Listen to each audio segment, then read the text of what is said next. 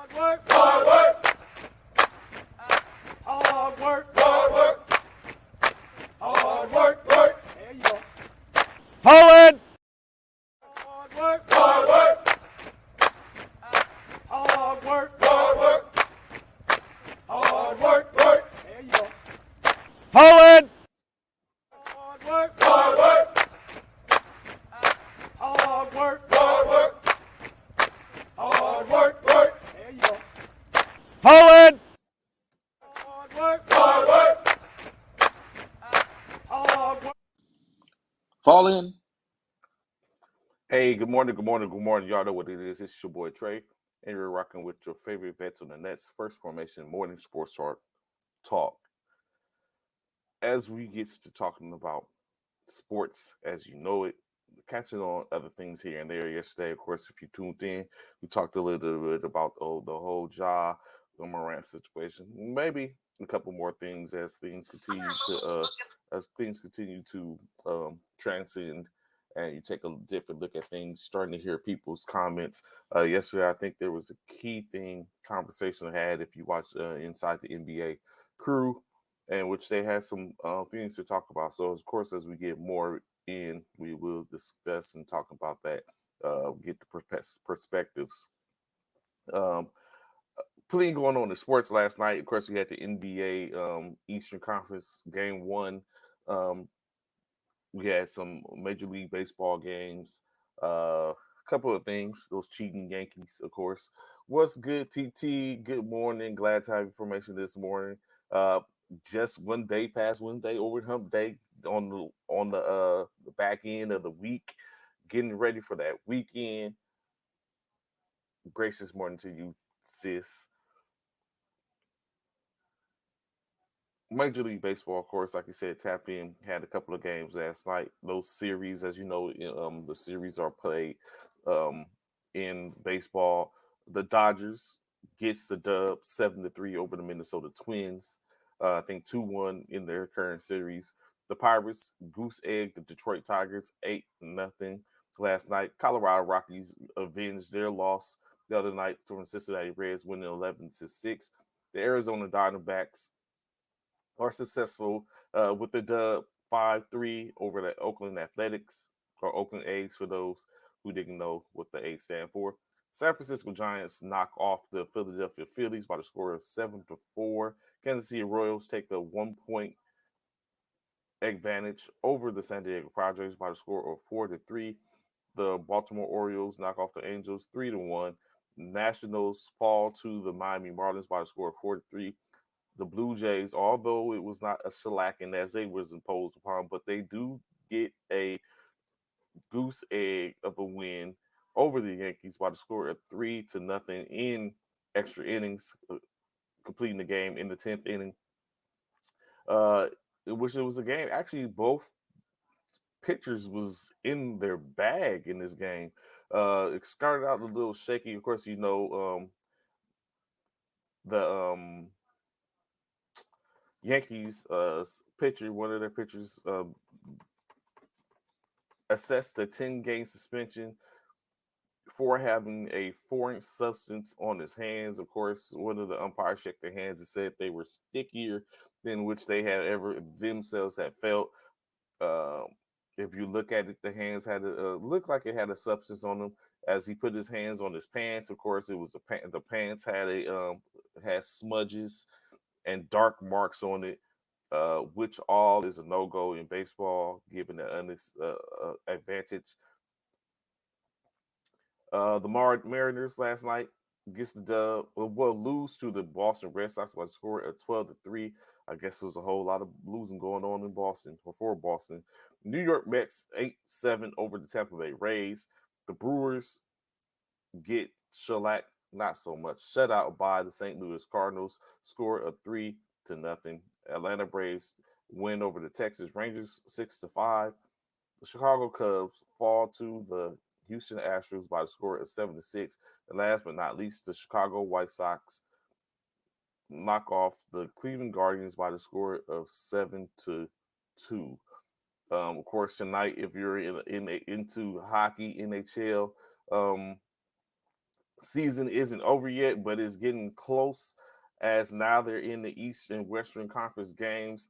Tonight kicks off the East as the Florida Panthers travel to Carolina to take on the Carolina Hurricanes for what will be the game one of the Eastern Finals.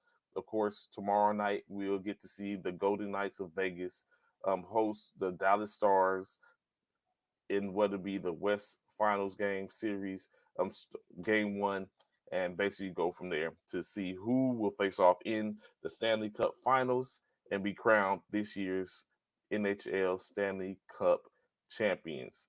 So, for those that's down with the pugilistic sports, that being this weekend,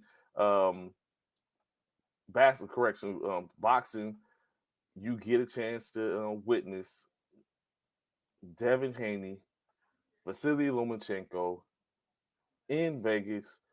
Who are you going with as he get a chance? Does Lomachenko get a chance? He's making his way back up after his suffering his loss. I think 2 years ago, suffering his loss. Now he's been making his way back. Undisputed is what this one's called. Who's your champion? Who are you going with on this weekend, the 20th? That's Saturday. Lots of stuff going on Saturday. A whole lot of going on Saturday. It's crazy how that goes, how that stuff happens. But in any case, be sure to tap in, pay per view, get with your mans and them, see if they're having a fight, and tap in. Lightweight supremacy on the line. Moving on, of course, like we said, discussed yesterday, I would be remiss if I don't get my man's Bishop to show up after all that death standing in which he did yesterday in reference to the Miami Boston series, all that death grandstanding he did, telling Wooten he needs to make sure he puts his name, the whole name when he puts the name and all that type of stuff. After going through all that, who would have thunk it that a man without the proverbial GOAT in his name, amongst others, will be the one to get it right in what we had here yesterday. Uh, we know game one of the Eastern Conference Finals kicked off yesterday.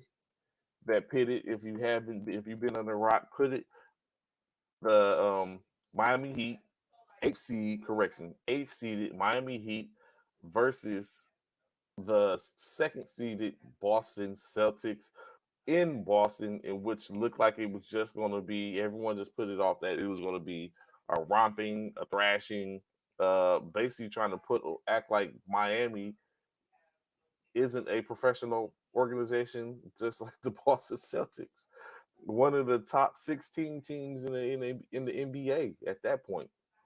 Well, I guess you could say top 17. Top 17 teams, the top 15 in the NBA at any point.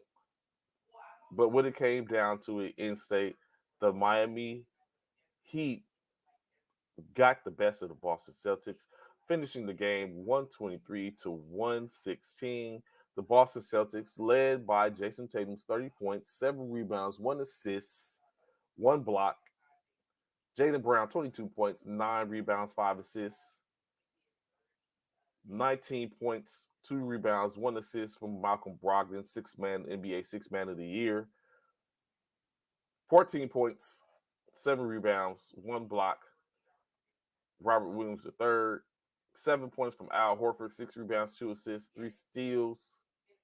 13 points from Marcus Smart, 1 rebound, 11 assists, 2 steals, 1 block. Derek White contributed with 11 points, 2 rebounds, 1 assist, 1 steal. And then it kind of ended from there. Very short list. No games, no minutes for Grant Williams, Mike Muscola, Luke Cornett, Sam Hauser, Blake Griffin, nor Champagne. Pritchard contribute one assist. as he did what he could to try to be effective. But all the riches in sport goes to the winners, led by Jimmy Butler's 35 points, 5 rebounds, 7 assists, 6 steals, in which he goes into a elite group of players that only basically now only has three that multiple times in the same NBA in the same um, playoffs has they amount 35, 35, 5, and 5. And that would be Michael Jordan, 7 games, Allen Iverson, 2 games, and now Jimmy Butler, 2 games. 20 points, 20 points from Bam Adebayo, 8 rebounds, 5 assists, 1 steal, 15 points apiece from Max Strus, Gabe Vincent, and Caleb Martin. I know we talked yesterday, myself and Bishop, in which he asked me a question. I asked the question with a emphatical Strus and Vincent. When he asked me who was going to be the ones in which I think, I run it back. 15 points additionally as well from Kyle Lowry. Strus, 3 rebounds to go along with his 15 points. Gabe Vincent, 3 rebounds, 2 assists, 1 block, 1 steal to go along with his 15. Caleb Martin, 4 rebounds, 3 assists, 1 block, 2 steals. And Kyle Lowry, 3 rebounds, 3 assists, 1 steal, 1 block to go along with his 15. And then Kevin Love, 8.6 rebounds, 1 steal on his day. Miami showed up, even though it was late. I was about to say showed up and showed out. It was late. What's good, Courtney? What's going on, brother? What's good, fam? What's good? What's going on, man? Miami showed up late. It looked like it was looking pretty dismal at one point. They was up. Boston was up. Cooking doing what they do. Third quarter, it was a disappearing act for the team in general. As far as when we talk about the Miami with the Boston Celtics, and then in the fourth quarter, it was an individual effort from that man Jason Tatum, which is not going to be expected in Game 2. I'm sure we can all expect that he's going to come back with a vengeance in Game 2, but Game 1 is what sets the precedence for the most part, and which is the one getting the conversation. Of course, if you check any of the post game comments from the teams, Jaylen Brown as well as Jason Tatum discussed and talked about how it was just a debacle. Coach basically talked about how they just didn't execute down in the third quarter. Of course, if you've seen the clips of the coach throwing the clipboard, it was just a lack of execution. He said he gave instructions, they didn't execute the instructions, which ultimately led to them not producing anything in the third, allowing them to come back, and then going later on into the fourth. Jason Tatum, not a single field goal, 0 for 3 with 3 turnovers. Of course, 2 of them were pointed out with the 2 traveling calls. But that's what it's all about. It's about the X's and O's. Someone putting in the work, taking the opportunity, supposed to taking the opportunity to counteract what Boston had going on, and basically end up showing. It ended up doing exactly what is needed to done. Put Miami in the driver's seat currently. I mean, it's not like it's going too far. It's only one game so far, but in this instance, it gives them a 1-0 lead. Just like the other day, he said Mike Malone was talking and he stated something that was facts when you think about it. He's like, if you don't think Darvin Ham would like to have, although they keep on talking about how LA seen some stuff and figured some things out, he clearly and spoke truth to where he said, if you don't think Darvin Ham would like to be up 1-0 in this series, then you're foolish. You got to think about that. So that's the same thing. I'm very sure that Eric Spoelstra would look at too. Who doesn't want to be up 1-0 in the series, especially when you're looking at winner goes to the championship, to just needing 4 games to win overall. Some key points, of course, when you look at it, the outside game for both teams. Miami shot 16 for 31 from the field, 52%. That's not bad. Not bad. I mean, of course, you could want better, but it's not bad. Which it gives if you're stroking it like that, then that means you have a good chance of converting field goals beyond the arc. 73% overall, 74% overall outside of the paint. So that's another effective stat you can take a look at, just being outside the paint, not necessarily the 3-pointer, but just outside the paint, beyond 15 feet. But is that something that can sustain? Is that something which Miami can keep up over the course of the series? Or can Boston match that intensity? Sitting with a MVP candidate, sitting with a 6th man of the year, is Boston able to overcome what they went through in game 1 and be effective for game 2? When you look and when you break it down, it's a little bit, in my opinion, is a little bit different than what the Lakers did, because what the Lakers did was 1 second, please. Hold on. I think I have 1 second.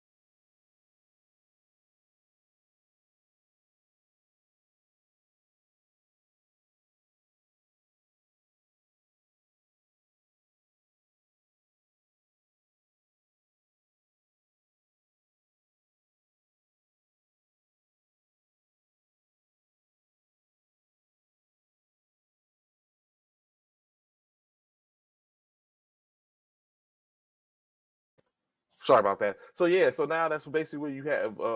That's basically where it's at. Where you put where it puts it. Like it can Boston match that, the shooting output, then which put Miami in position for where they was. Another factor when you take a look at it, is when double teaming, in which I think these are some factors to take in consideration also for the Lakers. When those double team comes, who is able to hit the open man? We looked at it yesterday. I think Bishop even broke it down, and he showed a couple of clips when they collapsed down on Jokic. Was Jokic able to find the open man? Was he able to get the kicks out and kick it out there? In this case, Caleb Martin was that man who was, I don't know if it's disrespect or they decided like, oh, we're not going to worry about Martin. He's not doing anything. He made him play last night. Boston defense rotations was weak in the third. The double Jimmy was weak. They need to trap him hard and aggressive. Nobody in the start of Florida can guard JT. Get him the ball. And that's what I think. That's what I was just talking about. Courtney, the open man, he buried them. That being Caleb Martin, he stayed open man all night. I mean, late, especially in the third, in which and then even in the fourth, they continue to allow him to stay. He stayed open. Double teams on Jimmy Butler, as you said, Martin spotted up, and it's just at that point it became he has to just knock down, giving those opportunities. Oh, nobody in the state of Florida. Okay. Given the opportunities, you just got to be that dude. And Martin was that dude last night. Open looks, knockdown, and then continued on after the third quarter. Late in the fourth quarter, open look, knockdown, and it's like, in-state is you got to cover. I hope LA learned from it. If Boston wants to be competitive, they're going to have to learn from it. And that's just the in-state, especially if you look in the double. Does Jimmy Butler, if then I look at it, is Jimmy Butler a player that needs to trip, or do you need to double team Jimmy Butler? or is he good? Are you good with, you know what I'm saying? Or is it just hedging? Like, what is it in which they did? Is that a necessity to have to double Jimmy Butler in these games? Of course, plenty of night. It started out with open players in the for Boston, which gave them the lead. It let them get the runouts and have the open players. In which I know one of them you saw, Al Horford was wide open, as and he had the kick to where they called the timeout and he went and took a knee and did the timeout sign. But it was interesting because Al Horford only had like 6 points, and that was that was 3 of the 6.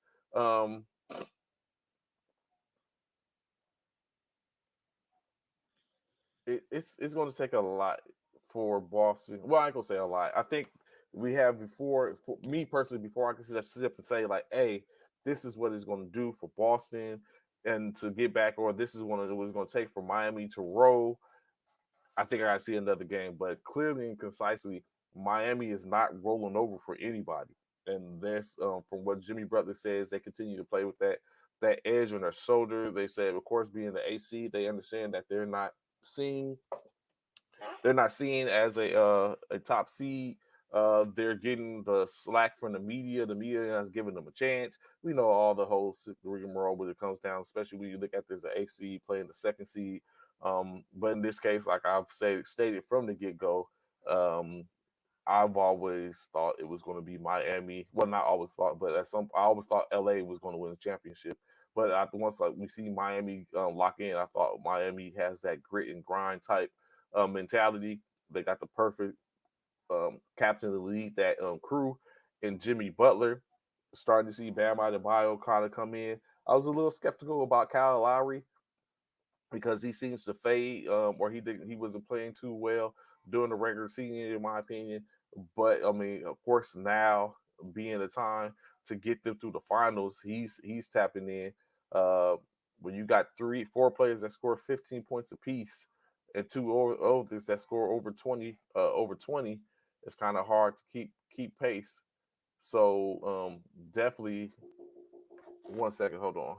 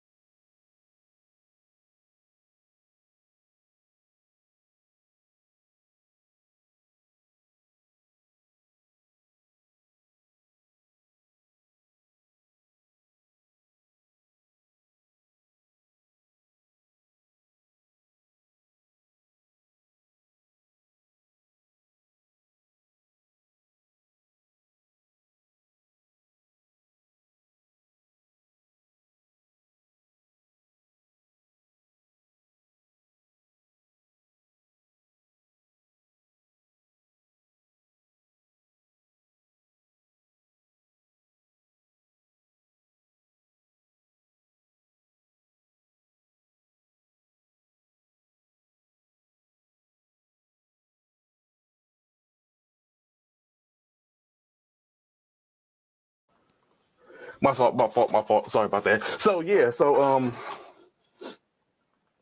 definitely going to take some things to go on. Of course, we know L.A. and Denver come pull back up tonight, game 2. So what I think it'll take for the Lakers to win this game is just basically doing what they did last week, which was taking taking AD off Jokic and letting him sit in the paint, not sit in the paint because we know that's illegal, letting him guard players down low in the paint, that being Aaron Gordon, which what's probably going to happen is they're probably going to counter with taking those players out the playing as well. Key things is, in which we talked about, which we discussed yesterday in time, is you're not going to be able to stop Jokic. It's hard. It's hard as we see. and you can't stop both of them. And I'm saying, and then I think I was a little off base when I said to let him and Jamal Murray get off. But if you do that, then in my opinion, that affords an opportunity for everyone else to potentially get off as well. So you have to kind of like you have to stop one and slow the other. In which you see there's no stopping. Of course, ideally is which we was getting that yesterday and the day before. If you allow Jokic to, if Jokic has got double figures in assists, that means other players are scoring, which isn't good. And the higher the assists is are, the more ineffective your defense is. So LA seemingly went to the taking AD off the Joker because Joker was pulling him out the paint, and when he pulls him out the paint, then he opens up the passing lanes. If you keep Joker down low, keep AD down low towards the paint, then you have more of an opportunity to clog up his passing lanes, and especially in around the paint. Then you have to basically rely on either him hitting the mid range or out to the arc, in which clearly he's able to do, or his teammates to do the same. Maybe putting a hand on keeping someone in front of Jamal Murray is going to be helpful, especially if during those handoffs and those two-player actions, because right now Jokic and Murray are a dynamic duo, or when it comes to the a two-player game. If he can stop that, I think we could be in good standing. I think LA definitely. I know I said for the first game, LA is definitely, I think, open to potentially tying the series tonight, 1-1 as they go face off in Denver before they get ready to get back on the road to go back home, just get set up to have game 3.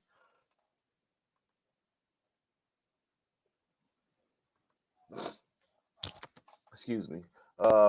So something I wanted to talk about, right? And please feel free to chime in and give your anecdotes and your opinion. So last night, I don't know if you caught it before the games came on during the game, the NBA inside in the NBA crew um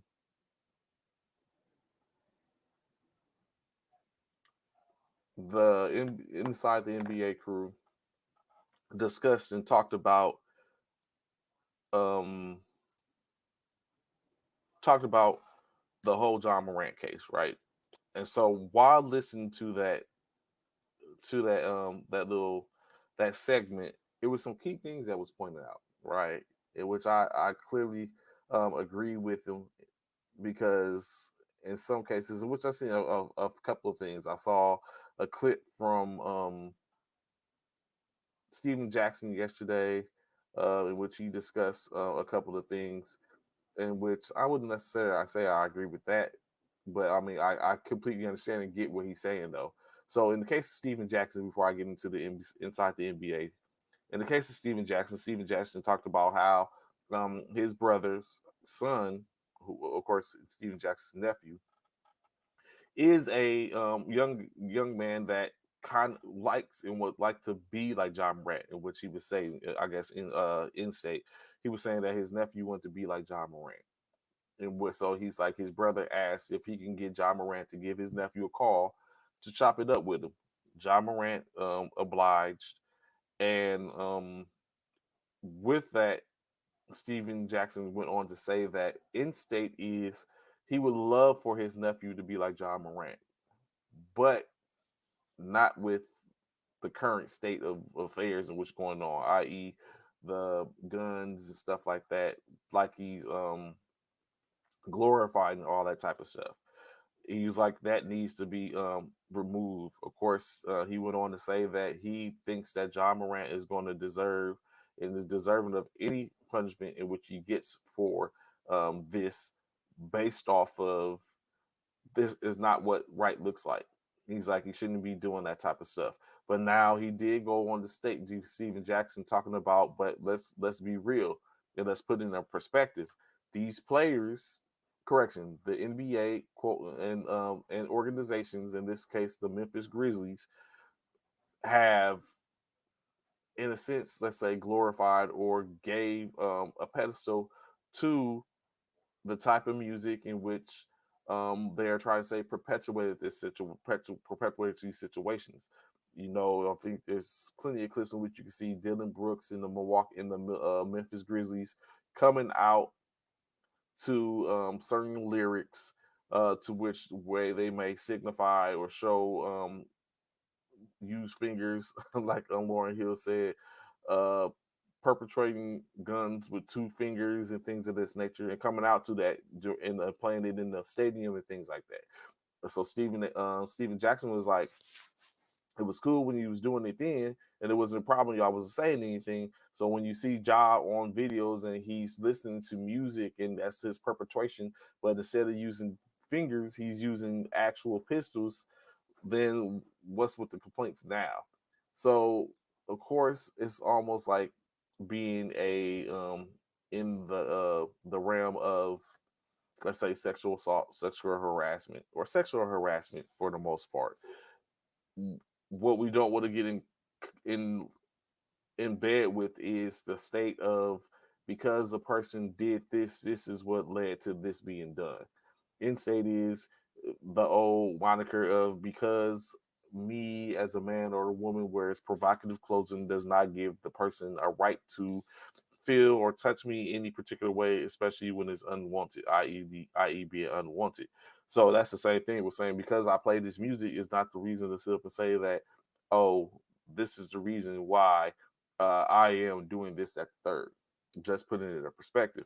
Now going back to what the inside the NBA crew, that being Shaquille O'Neal, Kenny Smith, Charles Barkley, and Ernie Johnson from TNT was discussing, where there's things in the NBA. There's rules, written rules and unwritten rules, of course. And of course, some are followed to the T, even though they're not in black and white. And so, one of those written rules, unwritten rules, in which you're talking about is just keeping which is a policy for the most part in the NBA, is the morality clause.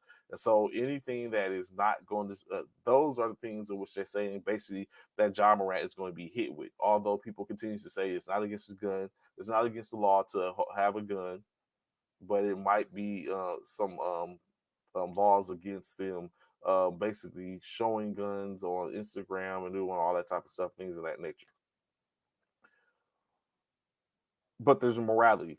And so Charles Barkley, so Kenny Smith and them was like, and they pointed, they went a little deeper in my opinion, to where they was like, only people saying that type of stuff is people who ain't got no money to lose, right? People who ain't got nothing to lose and not taking into consideration, because they talk about how people are like, stand on your ground, you didn't do anything wrong. Of course, of amendments, rights, and all those things of that nature, which could be true. But again, like what Kenny Smith was talking about, morality policy, in which players, NBA particularly in this case, but I'm very sure players in other instances have something to lose in state. Ja Morant has endorsements with Nike, Powerade, and a couple of other ones, right? He's paid. He didn't get the Supermax, or not eligible for a Supermax, because he didn't make the NBA, any of the all NBA teams. But he is eligible. I mean, but he wasn't eligible for that. But he's already made 9 figures when he signed his contract. So in state, Ja has something to lose. They talked about how, which really hit home for me, because I kind of like said this and gave the same examples, is they're saying, or the concept, the what was being talked about is, oh, Ja's friends, Ja's friends, Ja's friends. In state is, when you go back and look at the video, you see Ja was engaged. You know what I'm saying? They was engaged in the web case like that. His man was pulled up his live. They was going, you know what I'm saying, tapping in. Ja seen the camera was on and they were live. So any person that knows better does better. And what Ja didn't do was he didn't remove the thought of, let me pull my strap. Let me pull my gun and show it to the world. You know what I'm saying? He didn't remove that. So at this point, do you hold your friend accountable for that, or can you say? I think it's wrong to even say that the friend fault, because what I noticed is, as I said yesterday, is the friend put the camera down once he turned back around and seen that Jai had the weapon in the camera. He put the camera down, and so when you do that, in which Kenny Smith and both Charles Barkley started talking about, and Shaquille O'Neal all had the same my thought is accountability. What is Ja doing to account for herself? That was Ja at that point, who didn't who basically would it's like maybe the friends are around, or Ja is a bad influence on the friends. So he said that, I was like, you know what I'm saying? That's what it sounded like. So, not to be a dead horse or anything like that, but it's starting to become more and more clear when you take about this, and when now you can potentially see when you talk about morality clauses and all this type of stuff when those for those contracts for those players. We haven't heard anything from the NBPA yet, in which I'm very sure we will at some point, because they're going to do what they can to handle their due diligence to ensure that their player that they represent does not get taxed when it comes down to this, because it's a fine line, I get. But um additionally, you also see people like JJ Redick. If you was to go back and take the clips of JJ Redick from a couple of days ago, going in that he felt like it's not fair to sit up and hammer, as he said, drop the hammer on Ja Morant for this incident. He, of course, like I said, the spin job in the sense of saying that he's young, and that he's young, and there should be a sense of immaturity there expected, and this is a situation where they need to drop the hammer, and I think the hammer being that he gets suspended for the whole season, or maybe even the half the season, 42 games, 82 games. I said that it's probably going to be a 20 to 25 game suspension. Um, but the expectation from how JJ Redick sees it is that he's going to get suspended for more than that. So when you take that into consideration, it's like, yeah, is that the case? Like, does it um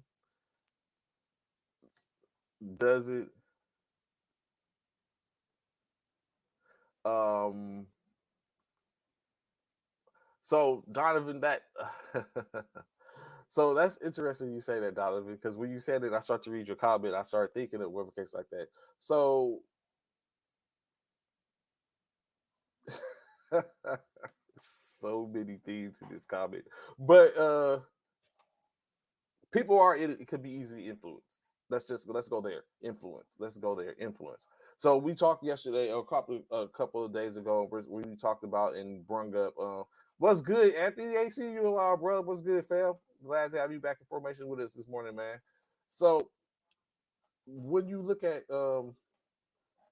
influences, right, in certain areas and things like that, people are influenced by environments, in which we asked the other day, which I asked Bishop, did he have a mentor or someone that he looked up to during his military career?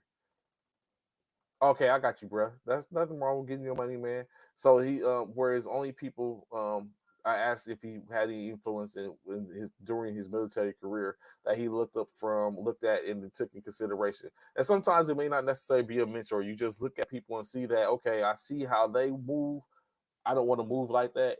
So you go a different route, and that other route might be productive to you, to where it helps you, to where it helps. So I guess it may not be a mentor, but there's people that you look at, and you construct how you presume and how you move around in life based off those individuals what you see. So like Donovan said, you know what I'm saying, me growing up in California, in Compton, California, of course, we know gangster rap and all those type of different things in rap, the gang life and all that type of stuff, in which that for young individuals can be influencing, because of course there was someone at some point in the individual's life that basically presumed or presented some things in which people see. Of course, we've seen movies before, unfortunately, that talk about and show and depict the life of, let's say, drug dealers and things of that nature.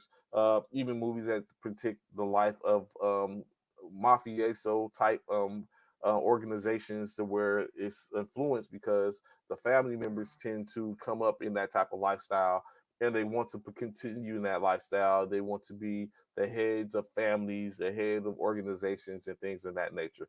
The game all rewinds when you think about it. You can like really pick and choose and place in the same in any aspect of it, good, bad, or different. So it's like you said, selling rocks, robbing people, doing all this type of stuff is not what individuals. Everyone doesn't do that for the most part, and with that, and for us, in a sense, there wasn't necessarily a individual that was around to basically say, "Hey, this is like." There was plenty of people say this is not what right looks like. You know what I'm saying? But that's no different from a protective order, in my opinion. Like, okay, it's a piece of paper that says don't do this, but it's not in the order; is in the action of the individuals. So with that being said, you're told don't do this, don't do that, do this, do that, be this person, don't be this person. Then I'm gonna get to you, TT. I'm gonna get to that comment. So when you look at it, it's like be this person, don't be this person, do this, do that, and all this type of stuff. And it's on the individual. Service members like Courtney, former service member, myself, former service member, TT or Kane, service member. When it's all said and done, we as service members are given, are told to do things, discipline, uh, follow orders, give orders, esprit de corps, all these type of things. These are still as leadership, acronym, loyalty, duty, respect, self-service, honor, integrity, and personal courage. But you have people astray for those things. It all comes down to the individual. So going back to what TT was saying, so what you are saying,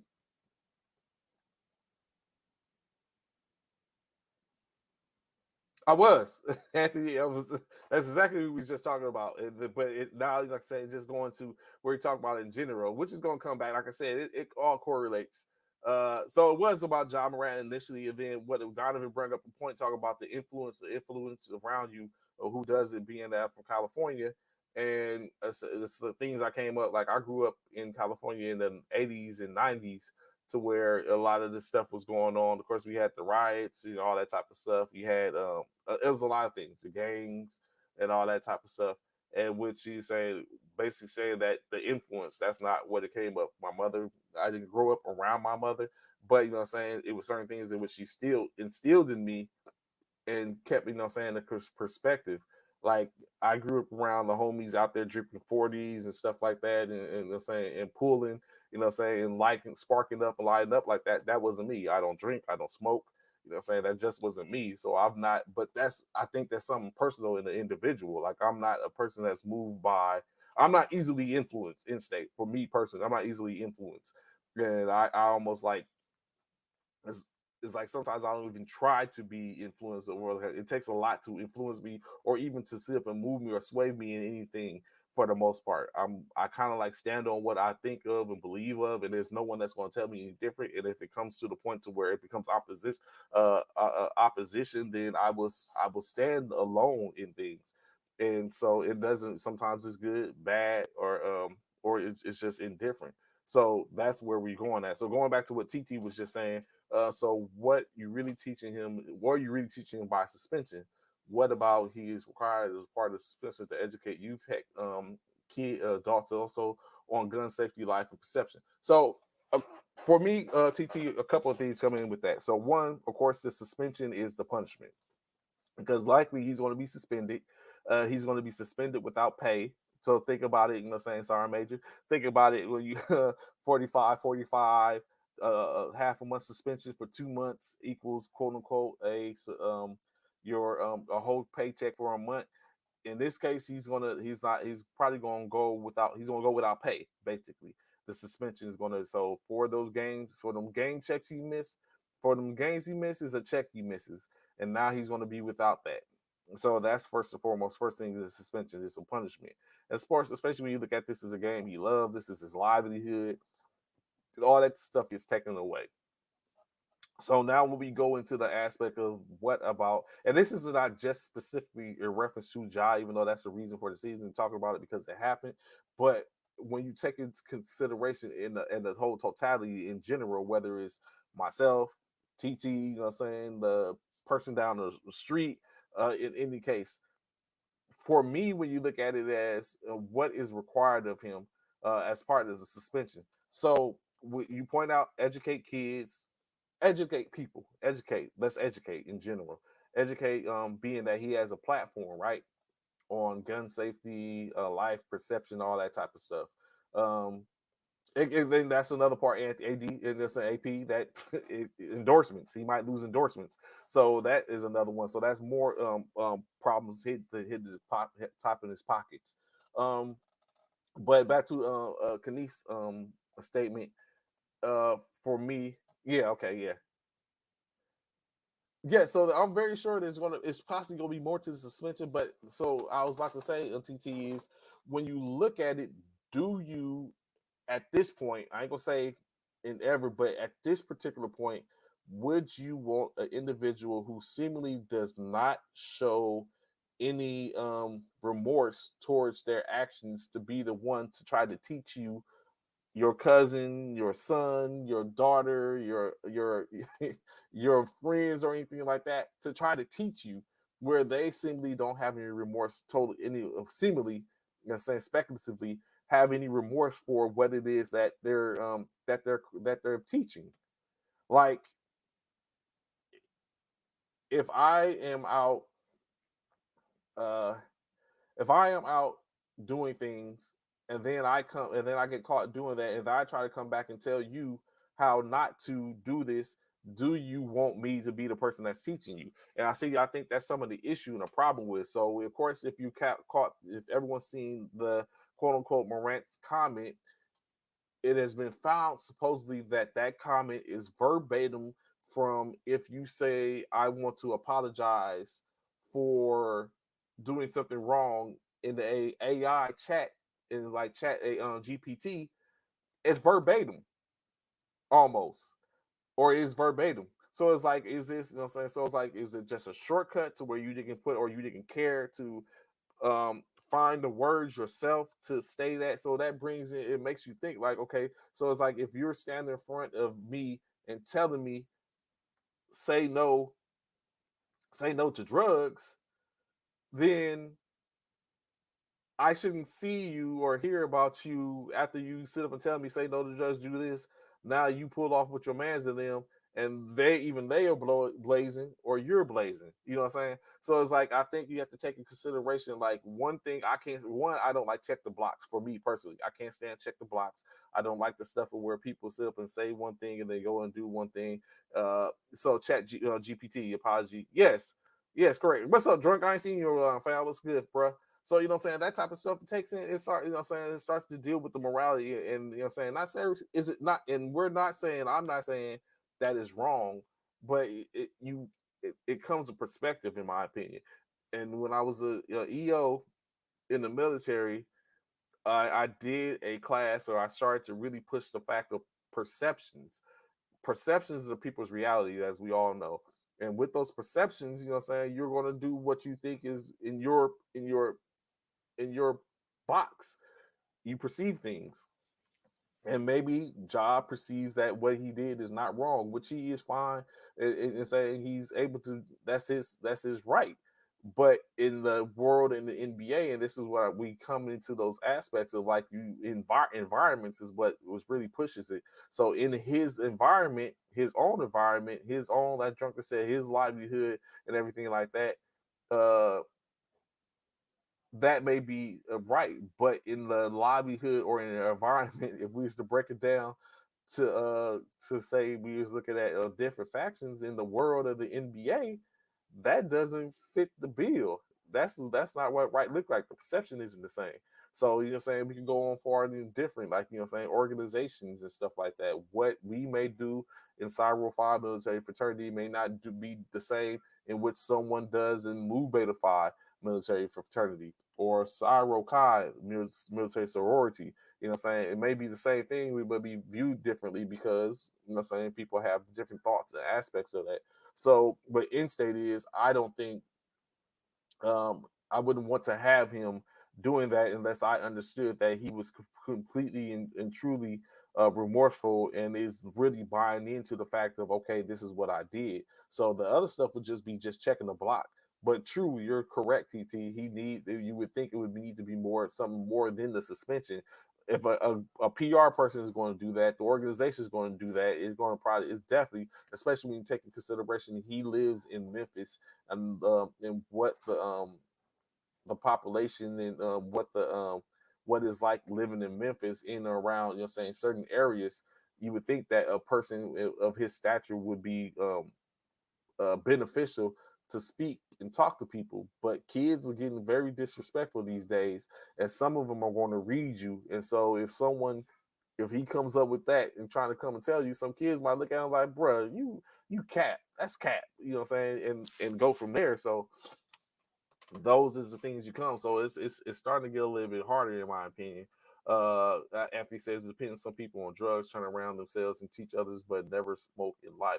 And you know what? I'm not. So I don't want to seem like I'm saying that he can't. That's why I said, like, at this particular time, like right now, what was thought is that he had to turn around. He had came contrite, and he was like, okay, I'm good. I'm not going to do this. He talked with Commissioner Silver. They spoke it out. Commissioner Silver said he was fully understandable and thought that it really had been a turnaround.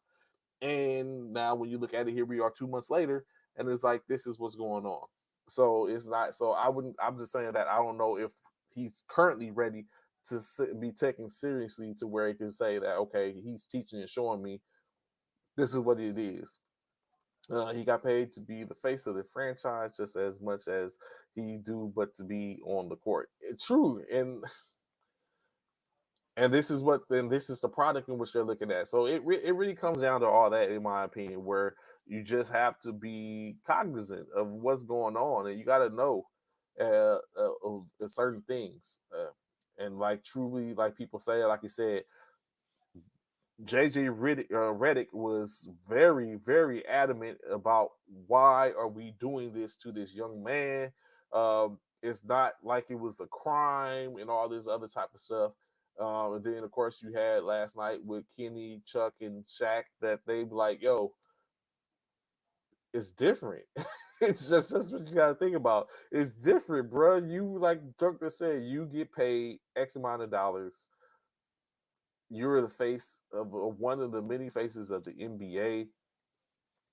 Not to even go from a racial standpoint, but you're a young African American that, you know what I'm saying, comes with its own sets of rules and expectations.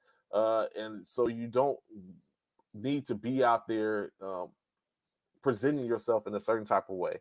And that's really what it comes down to, from a standpoint as of human being as an African American, as a male, as an African American male, and in so many different other aspects.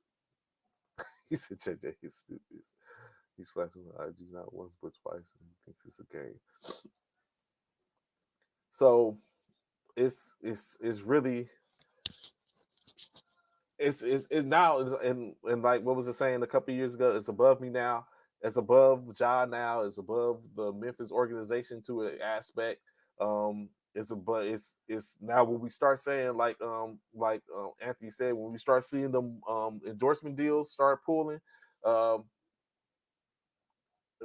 and stuff like that, it's going to be is going to probably restart to set in. I'm very sure his lawyers or his team is on it and talking to representatives at Nike, representatives at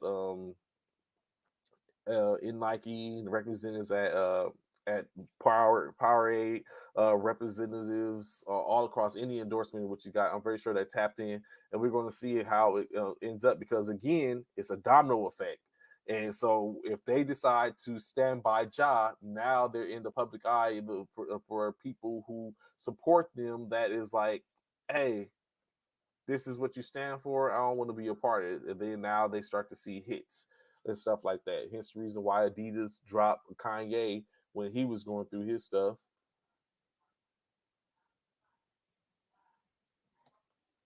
And so you're saying Anthony said Nike's about to pull his shoe. It's just like so it's like they quote unquote replace Kyrie with John Morant for the most part.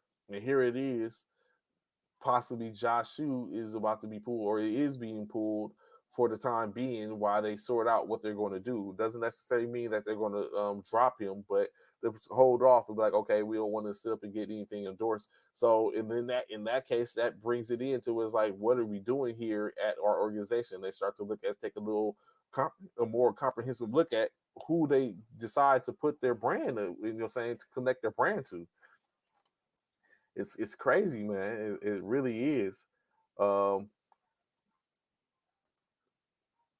think he's so again, where I would use the moniker drunk of being young is Ja is young, meaning that he's got many years ahead of him, and he's going to get in with somebody that I think is going to really talk to him and he's going to listen to. But in state is on Ja.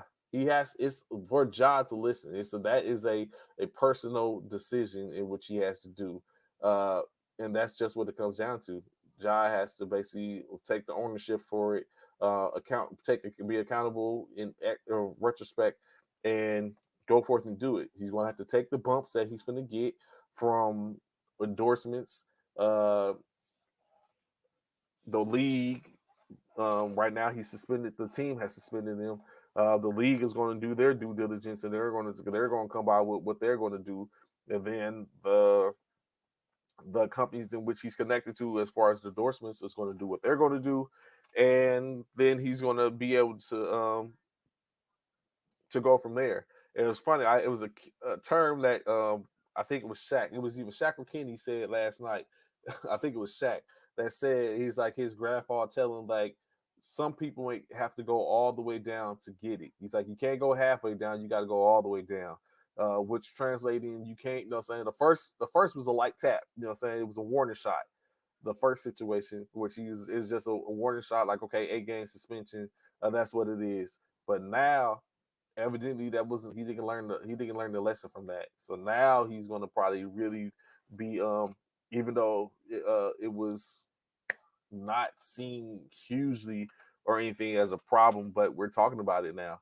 And so he's probably going to really get it. So this is the point in which he goes all the way down. The Shaq was like, you have to hit rock bottom sometimes to get it. And he's like, I think John, which I didn't agree with that part of it, but he's like, I think whatever rock bottom is, he needs to go past that.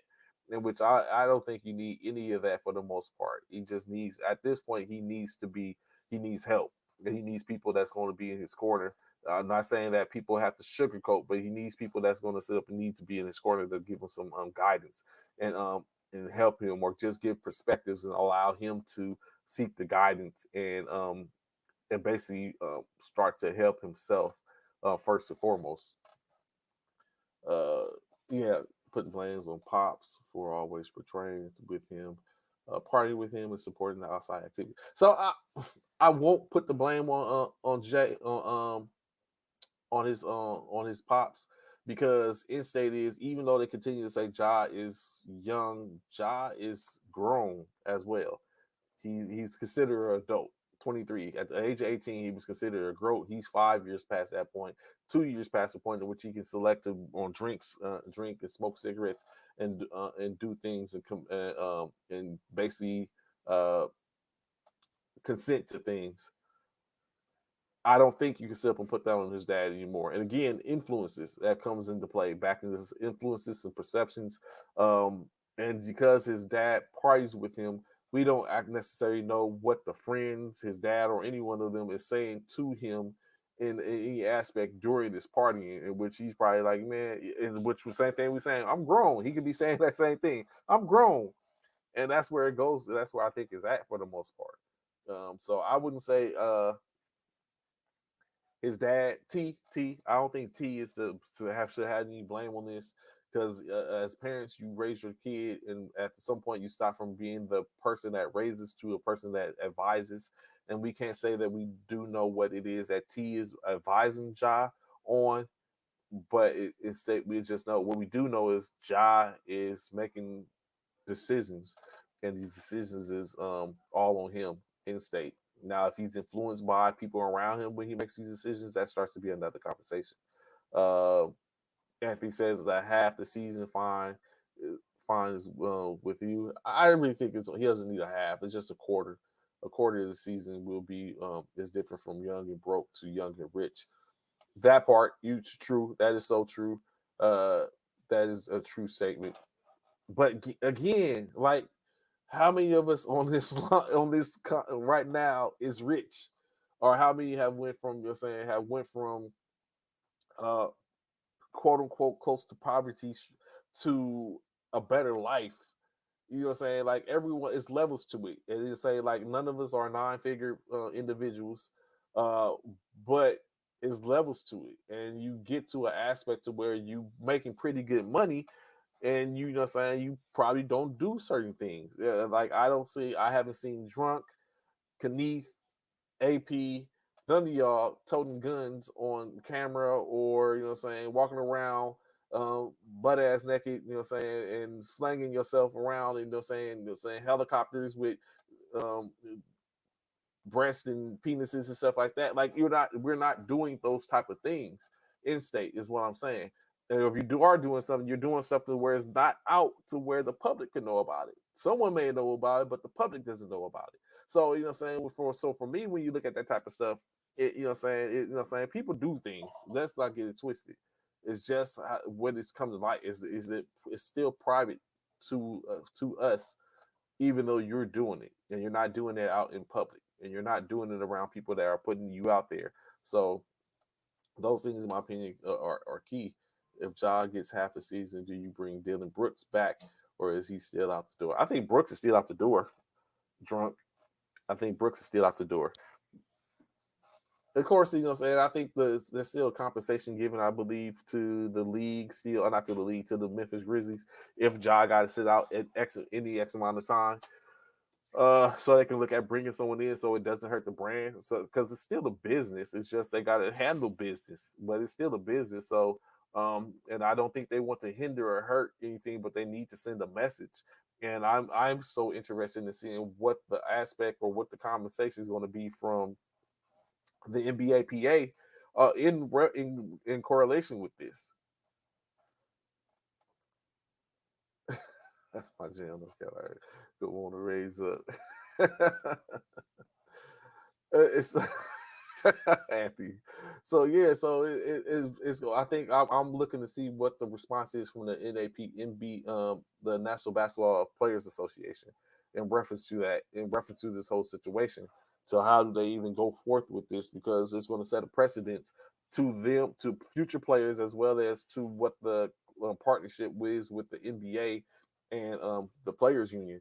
It's like, do they? Of course, you do what you got to do. You do your diligence to stand by your player because you represent them. But at the same time, you have to show that, you know what I'm saying, you have to show that just because we represent you doesn't mean that we're against, that we are for the tomfoolery. They have to have a stance as well. So moving on, right? 76ers, Daryl Morey, as we know, he's ex-Houstonian. Now was key, I would think, to bringing in uh James Harden into the fold in Philadelphia, is now taking the whole look, and he discussed and talked about his the reason in reference to the Doc Rivers firing, and basically now wanted to bring James Harden back, but of course maybe looking at not bringing James back. But from my understanding, from his conversation, is that they're going to have a plan B if James just decides to forego his his current option. So we know James Harden basically potentially can opt out of his current contract and become a free agent. Now that doesn't necessarily mean that he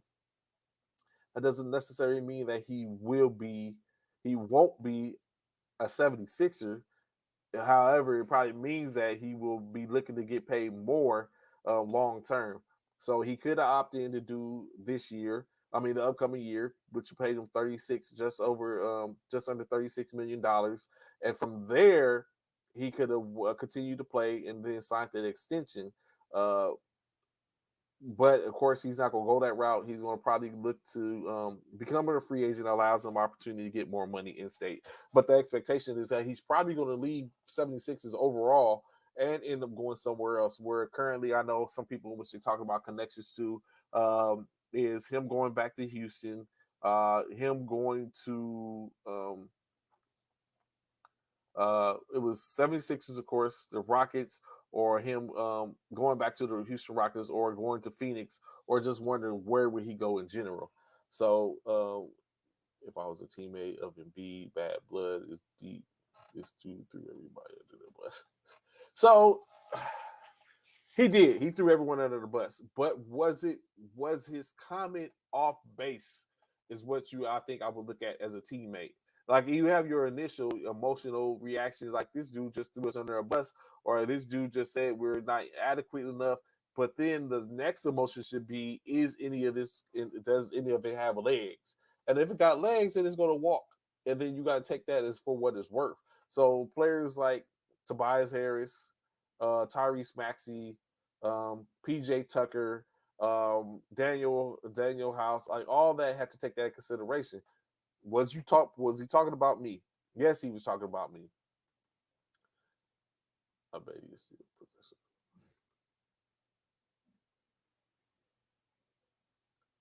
up.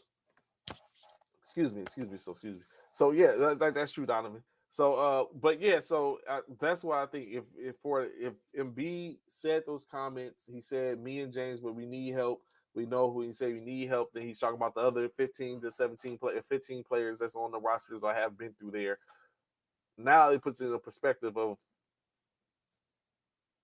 if he's not saying anything wrong, then how do we fix it? And it's just so happened that at this particular point, at this particular time, they're going to do some moves, or they're going to they're waiting for his move to determine what their moves is going to be. And so, does James Harden stay? Of course, there's been rumors that he wants to go to play in Phoenix with the rest of his with some counterparts would form a hell of a team. But of course, it comes back to, like we said before, no bench.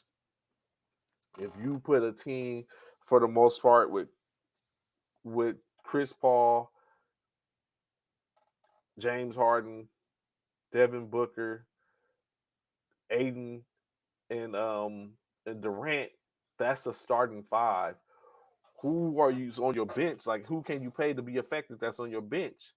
Like, you got Cameron Payne that's there. I don't know. I think he's up for. You got Jock Landale, who's actually on rookie. You got 3 rookies that's on the contract. Saban Lee, Damian Lee. So they got people that are out there. It's like, if that's the case, like, what do you do to build the bench? Because that's the reason why they lost. They couldn't keep pace. I throw Harden with the Bucks trade Middleton away. Middleton is young though. I mean, he's younger than James. So I don't know if you would want to do that. And I think it comes down to, what are you trying to do? Are you trying to win now, or set your organization up for success for later? And that starts to become a situation as well. Like, they're not a storied franchise for the most part. They have history, but they're not a story franchise. So story franchises have no problem in bringing in people, i.e., the Boston Celtics or the Los Angeles Lakers. Like, those organizations have no problem bringing in people because they have history, deep history, story history, to where it makes it. And then of late, the Golden State Warriors, could be, or wouldn't have a problem as long as they have that core that's represented by Draymond and Steph and Clay and Steve and all that type of stuff. So right now they're sitting pretty for the most part at the near future. We start to look at other organizations. I think the New York Knicks still have an opportunity to get their pick, but then you start to fall off a little bit from there, to where Philly, of course, has a little history, but they've been kind of down in the dumps lately. Doc Rivers, 3 years, all second round exits from the second round of the NBA playoffs. So he was living on that Boston accomplishments, and it hasn't amounted to anything. So you really got to take that in consideration. In state. Hold on 1 second.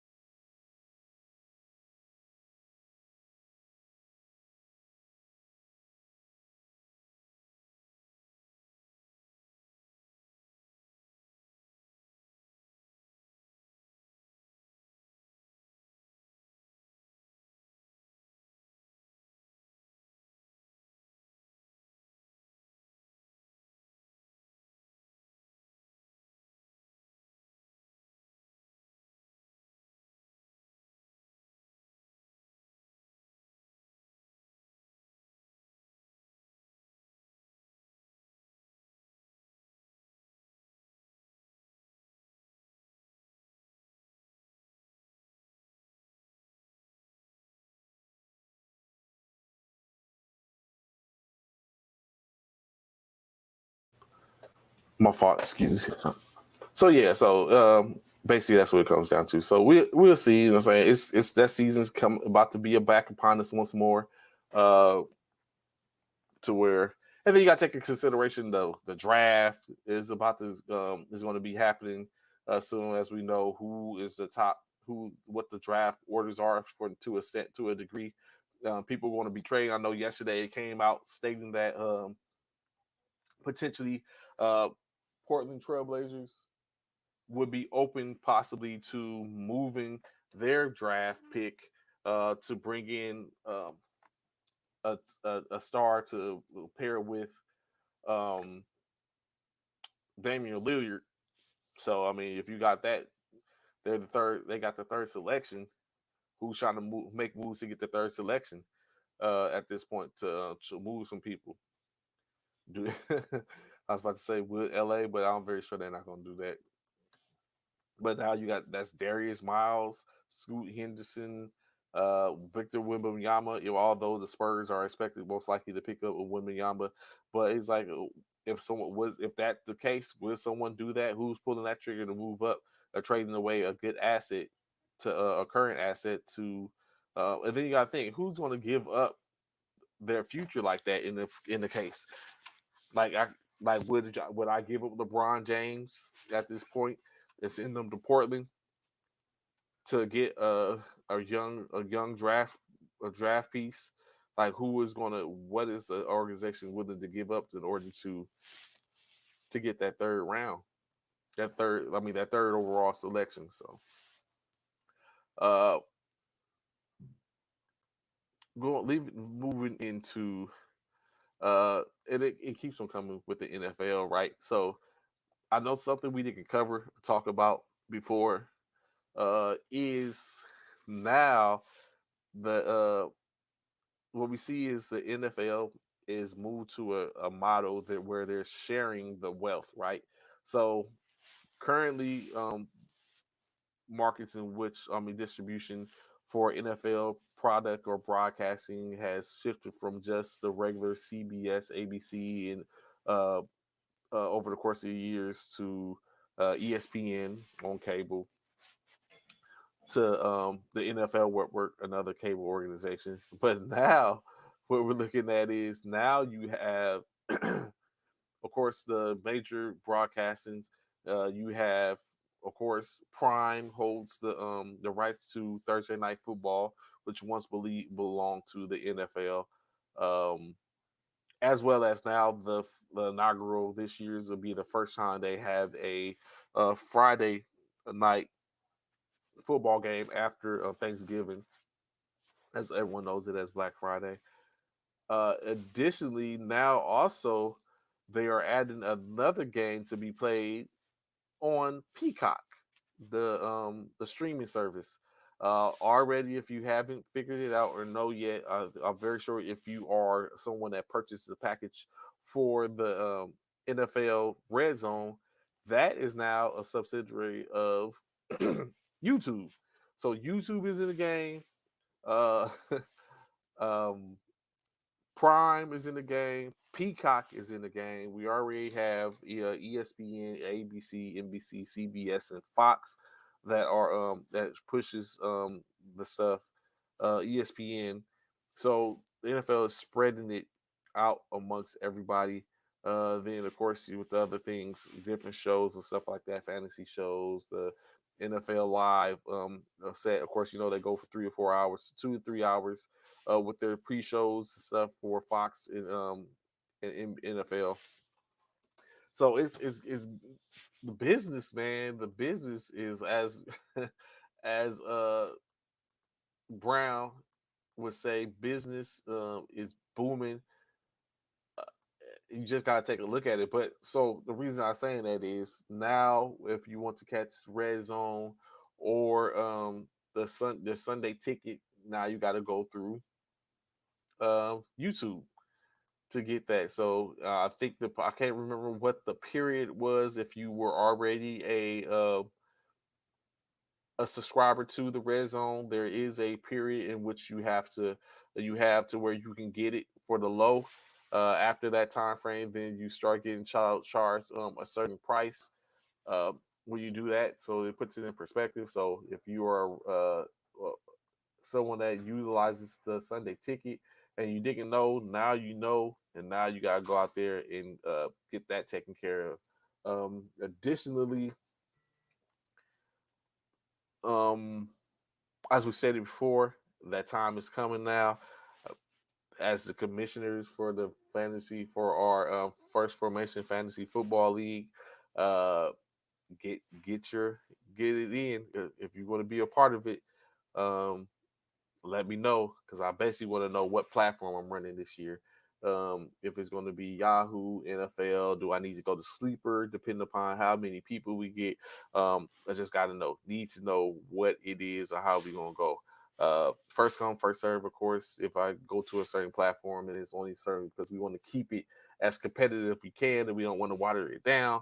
Last year's asterisk winner, of course, Bishop, getting the win over Coach Paris Daniel, but it was a discrepancy, of course, when you take in consideration the Cincinnati Buffalo game, digging finishing its entirety, and so you have that breakdown. So that's going to be a thing. So, but definitely, if y'all are looking to get down, please let me know. Hit me up in the chat. Text me if you got my number. Find me on social media. I am not hard to find whatsoever. So I got to keep on plugging that as we get closer and closer. Even though we're just about 3 or 4 months away, I need to put some stuff into place so that way we can go and people can go ahead and start doing what they can to get ready. So additionally, more NFL, of course.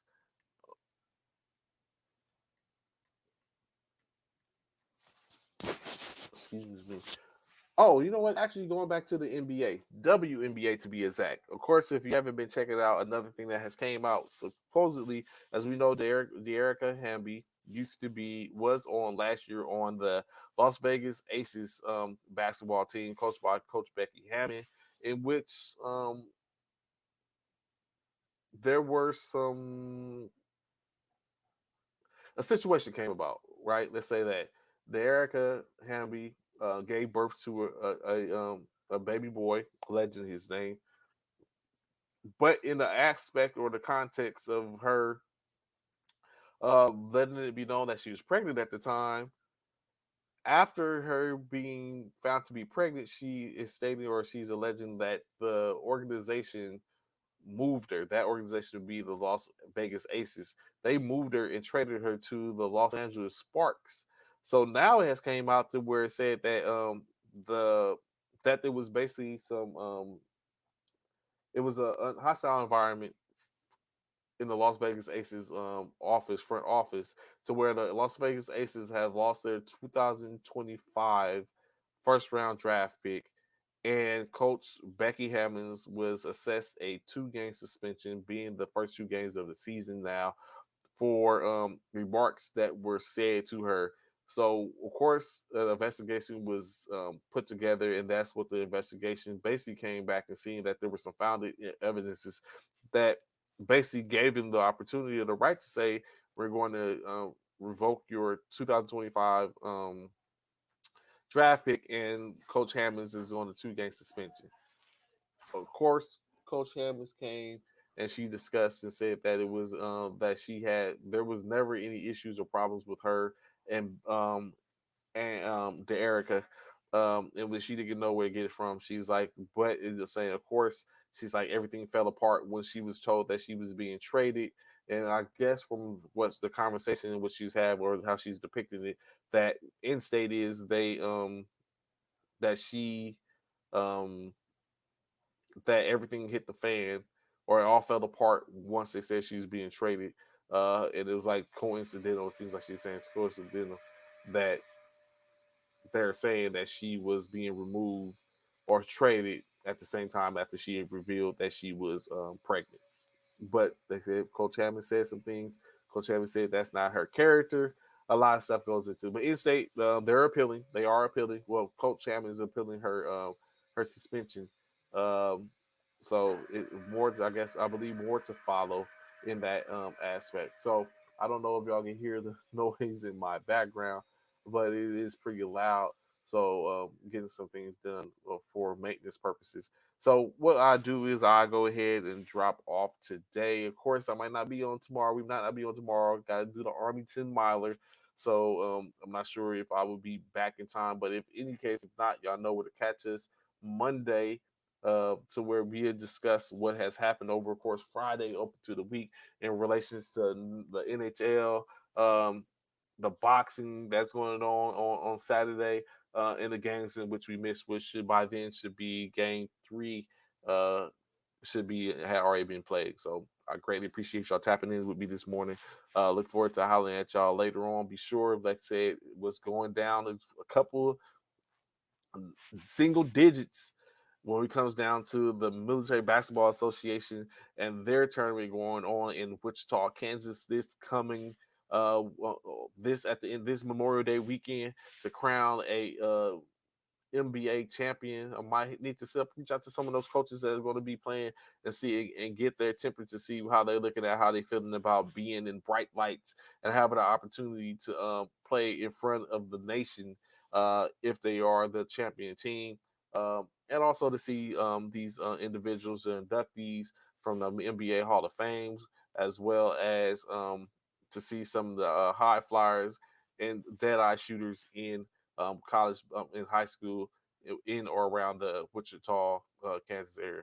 So until then, it's your boy Trey. Greatly appreciate y'all rocking with this morning. Look forward to talking to y'all. I'm out. Peace.